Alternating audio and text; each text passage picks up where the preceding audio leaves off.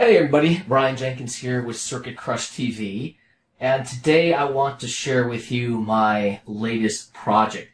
Now, recently I did a couple soldering videos, and in the last one I mentioned that I was working on building a drone slash quadcopter. I prefer to call it a quadcopter, but anyway, and here is my progress so far, and I'm not going to go into great detail on how it works or anything like that, but I'm going to give you guys the 3,000-foot view, I guess, no pun intended there, of what I'm doing and a quick overview of how it works. And we can see it here.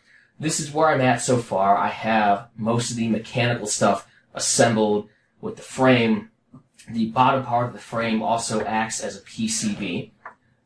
We have the motors attached to the arms so far. And we have here leads so we can hook up the battery. And we see here these yellow things are the electronic speed controllers, and they connect to the motors, of course, and they're soldered to the PCB.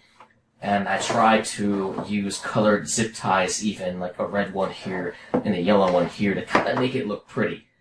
But next, what I need to do next is probably get the flight controller mounted. And here's the flight controller. This is a Higgs Hawk flight controller. Let me open this up and show it to you guys. Here it is here, and this is actually not powered by a microcontroller, but by an actual microprocessor. So this is a pretty decent, I want to say maybe mid-level flight controller. And I have this nifty little thing here, and this is to, you see it's got some rubber grommets that connect these two pieces. This is to help dampen the vibrations when this thing flies, because this is sensitive to vibration. So this is going to sit on top of here like this, and then this is going to sit on top of the quadcopter.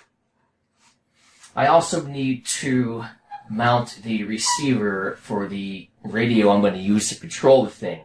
And I'm probably going to mount that on this end or the other. And actually, this is going to be the front, I think. And this does have an arrow. So we have to point this towards the front, and we get to decide what that is. And I've chosen this red section as the front here.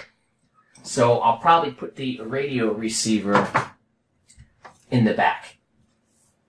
So that's my progress so far.